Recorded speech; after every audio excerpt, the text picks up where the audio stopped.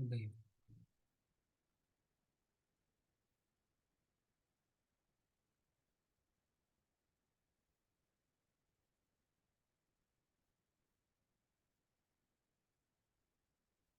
Assalamualaikum warahmatullahi wabarakatuh. Perkenalkan, nama saya Rafli Ariansah dari program Studi Teknik Industri angkatan 2021.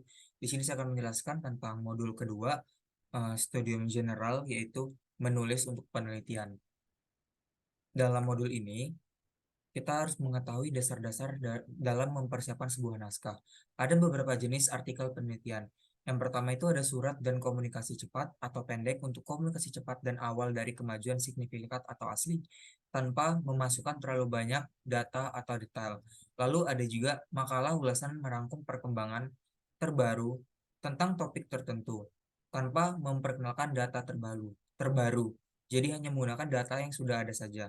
Yang ketiga, artikel lengkap berisi data, detail, perkembangan, dan hasil yang signifikan. Berbeda dari dua eh, artikel sebelumnya, pada artikel ini kita bisa memasukkan data-data yang lebih mendetail dan juga perkembangan dari naskah yang perlu kita persiapkan dan juga hasil yang signifikan.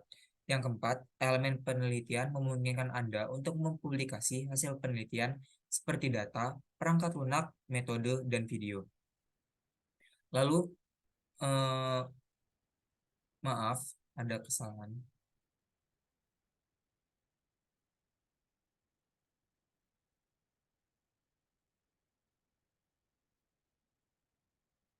Lalu selanjutnya ada matriks jurnal. Dalam matriks jurnal ada tiga penilaian penting. Yang pertama ada kecepatan, yang kedua ada jangkauan, yang ketiga ada dampak. Di mana kecepatan untuk fungsinya untuk meninjau kecepatan dan waktu publikasi online dari eh, artikel yang kita miliki. Lalu ada jangkauan atau lokasi geografis penulis dan jurnal terkait penggunaannya. Yang ketiga ada dampak. Matriks dampak berdasarkan kutipan yang diterima oleh artikel terkait. Lalu ada 6 persiapan penelitian. Ada beberapa hal yang perlu kita siapkan dalam suatu penelitian.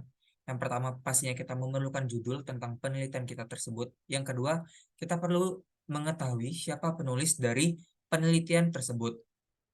Yang ketiga, kita perlu memasukkan daftar kata kunci untuk bisa memudahkan pembaca ataupun pembuat penelitian dalam menentukan isi dari penelitian itu sendiri. Lalu yang selanjutnya kita harus membuat abstrak untuk kita masukkan ke dalam hasil penelitian. Lalu ada tubuh teks bagian-bagian yang ada dalam hasil penelitian seperti pendahuluan, latar belakang, dan hasil. Lalu kita memerlukan metode metode yang kita gunakan dalam melakukan penelitian. Lalu kita harus mempersiapkan hasil dari apa yang sudah kita teliti. Lalu kita membahas dan juga memberikan kesimpulan tentang penelitian yang sudah kita lakukan. Eh, Lalu yang selanjutnya memberikan ucapan terima kasih kepada pihak-pihak terkait, baik itu pihak internal maupun eksternal yang sudah membantu dalam persiapan penelitian yang kita lakukan. Yang terakhir, memasukkan referensi untuk mematangkan kembali hasil penelitian yang sudah kita miliki. Lalu, apa yang dilakukan oleh per reviewer? Yang dilakukan oleh per reviewer itu meninjau, membantu, menentukan validitas, signifikasi, dan orisinalitas karya, dan dapat menyarankan perbaikan pada naskah dan penelitian. Atas rekomendasi mereka, editor akan menerima dengan revisi atau menolak naskah. Untuk membuat penilaian yang baik, peninjau menggunakan daftar periksa mereka sendiri, evaluasi konten untuk nilai ilmiah dan orisinalitas. Untuk melihat artikel itu, mematuhi praktik eh, ilmiah umum serta spesifik jurnal pedoman, dan untuk memeriksa apakah Anda telah prevensikan dengan benar, peninjau akan melihat secara dekat metodologi Anda dengan validitas data Anda dan mempertimbangkan pendekatan etis Anda. Mereka kemudian akan merekomendasikan perubahan sebelum naskah Anda diterbitkan. Lalu, setelah kita melakukan penelitian, kita juga harus mempromosikan hasil kerja kita. Mempromosikan hasil penelitian tidak dimulai setelah naskah Anda selesai, dan tahap publikasi secara online itu harus ada di pikiran Anda bahkan saat Anda melakukan, melakukan penelitian tersebut.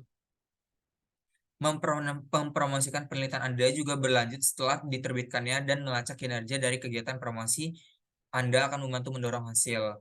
Mungkin sekian yang dapat saya sampaikan. Saya akhiri, wassalamualaikum warahmatullahi wabarakatuh.